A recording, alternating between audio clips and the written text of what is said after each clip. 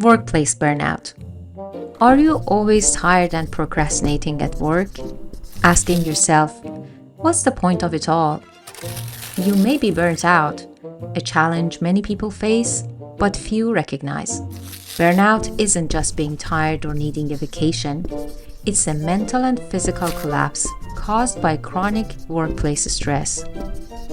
Some signs may include lack of motivation, constant exhaustion, reduced productivity, and detachment from colleagues. Burnout is different from regular fatigue. Fatigue goes away with rest. Burnout persists even after resting. Some initial coping strategies may include setting boundaries between work and life, taking active rests such as exercise, hobbies, or nature.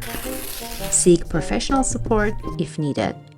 Remember, burnout doesn't necessarily mean you're working too much.